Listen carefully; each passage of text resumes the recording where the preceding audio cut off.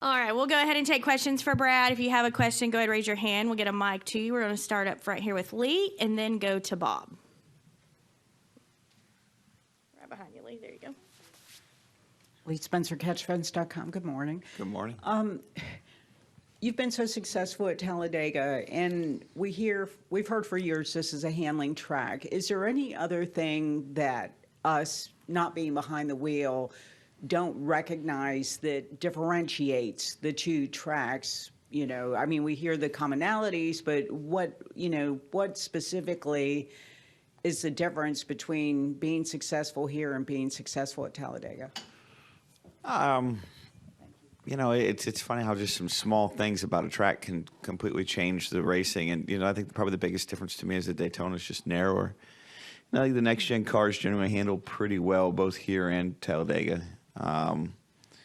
But the difference in the width of the tracks, you know, it changes the techniques that work or don't work. And, you know, that plays out with, you know, significant impact on the results to where it's really hard to carry over things from one track to the other. So, you know, I think probably the biggest thing that stands out to me at Daytona is that because the track's narrower, you just see more aggressive blocking because the thought is that I can contain somebody when there's only 3 lanes, where Talladega, for a good part of the track, there's, you know, 4 or 5 lanes. So I think you just see different types of blocks here.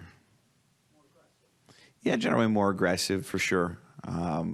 You know, because like I said, you feel like you can cover 3 lanes where you can't cover 4 or 5. No problem, Lee. All right, we'll go to Bob. Bob Pockris, Fox Sports. So much of this race is fuel mileage and trying to kind of coordinate everything. Does that become any more difficult or easier to change on a green track? I don't think it makes a big difference, Bob. You know, it's the racing just, you know, always evolves, and now it's evolved into just that, you know, where the last few Daytona Talladega races have been really heavy fuel mileage based racing. And those are some of the ebbs and flows of the sport. You know, I don't necessarily know if you'll see that this time. You know, obviously once everybody gets their pit stop done, it's not fuel mileage racing, right? So generally, I think you see that up until your pit stop in each one of the stages, that there's, you know, a lot of people focused on that, but afterwards, not so much. So that the last 10, 20 laps of each of the 3 stages, I think you really see the intensity pick up. I don't think that'll be any different. All right, additional questions for Brad? We'll go to John here in the middle. I'll get a mic up to John right here. John, raise your hand just a little bit. There you go. Thank you.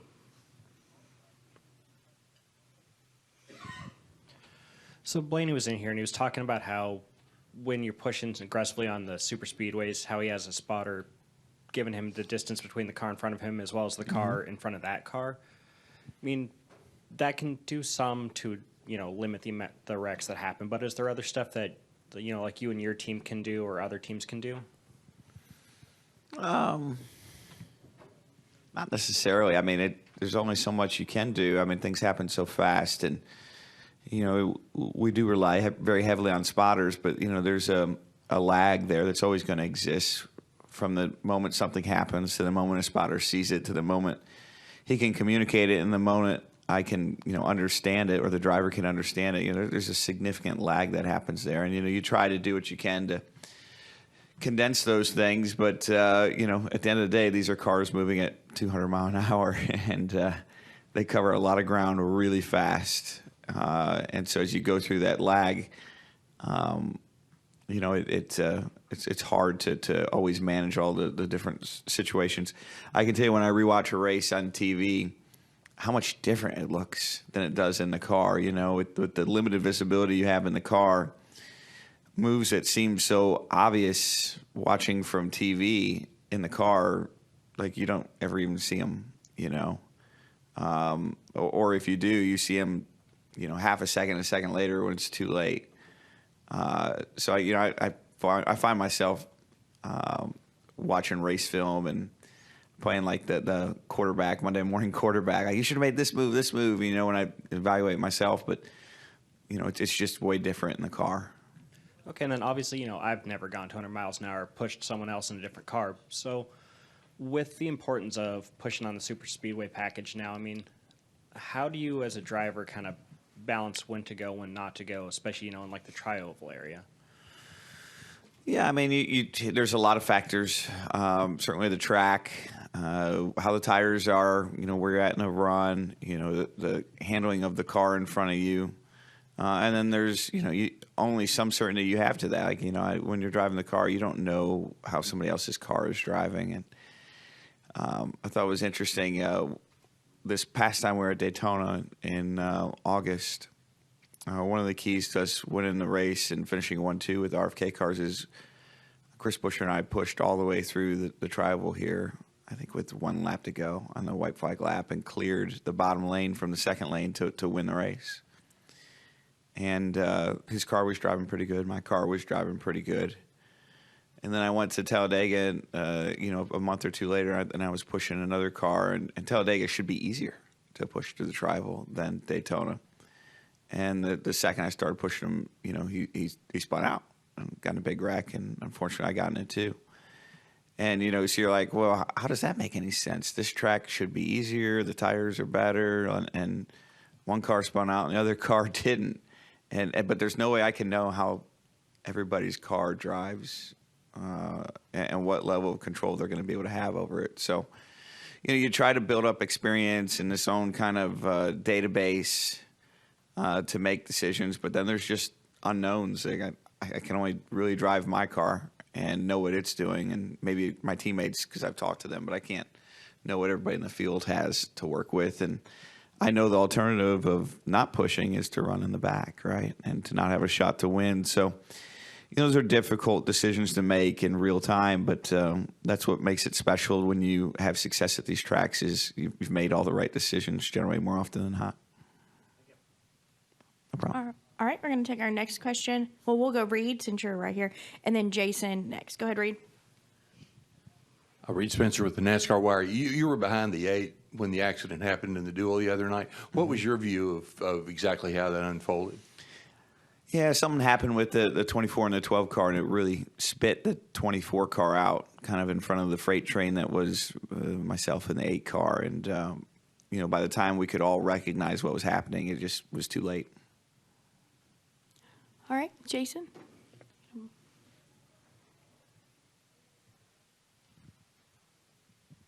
Jason Allison, NASCAR Productions. Brad, following up on Reed's question there, how thankful afterwards were you that you did not have to go to a backup car?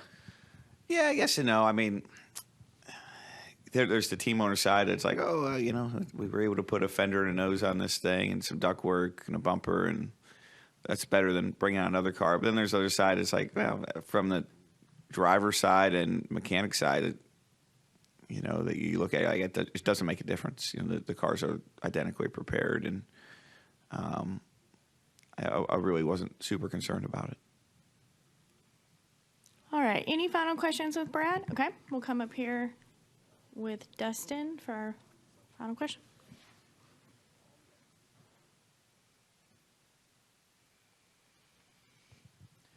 Dustin Long, NBC Sports. You've been very open the last few weeks, especially about how much this is a focus of winning this race and how much you want to win this race. And, I know you want to win every race, but obviously you're talking more about this race, and obviously there's always more on this line. So as you get closer to this event, what is the feeling? Is there a peace? Is there an anxiety? Is it how is you as an athlete, especially somebody who talks so much about it and has been so close to it the last couple of years, now that we're getting within a day, hours of it, what's the mindset?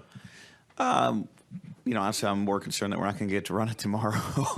I just hate that for everybody that, works hard and spends a lot of money that comes here, and, the team's included, but, most of our fans and you guys, we want to be able to go. We're as hungry to go as everybody else is. And, it's frustrating to not have the weather on your side, but,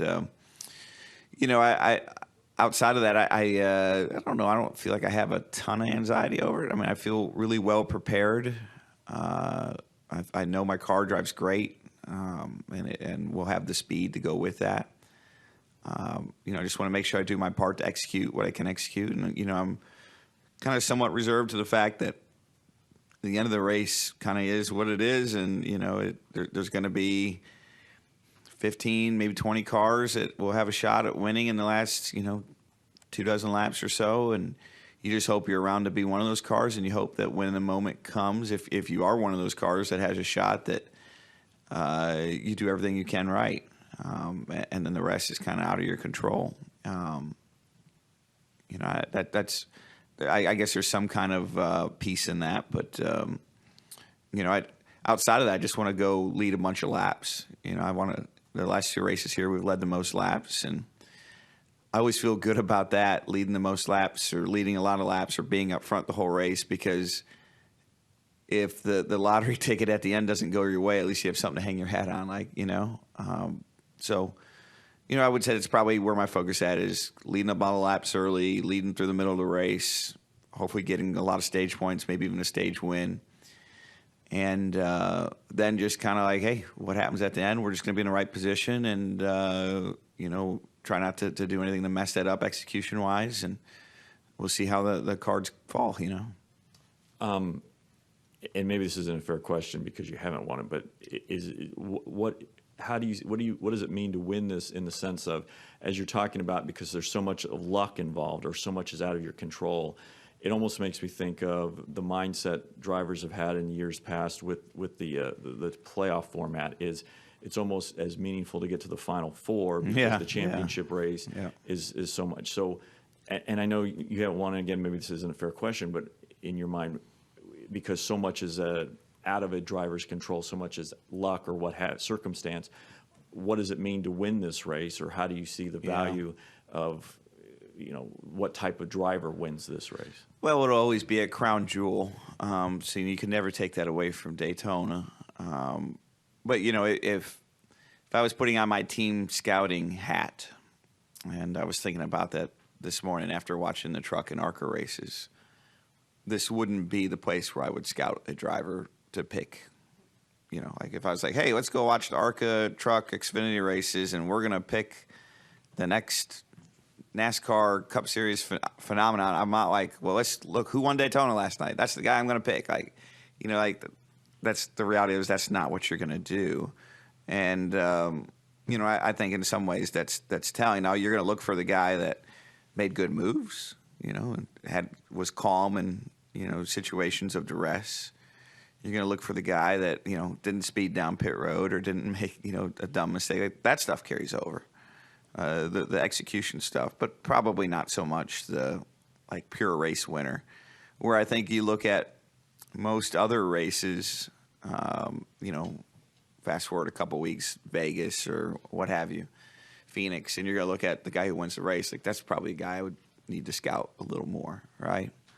And so I think that's kind of the same thing carries over to the Cup Series, right? You're going to look for the guy that, I went through a bunch of review yesterday with the team, and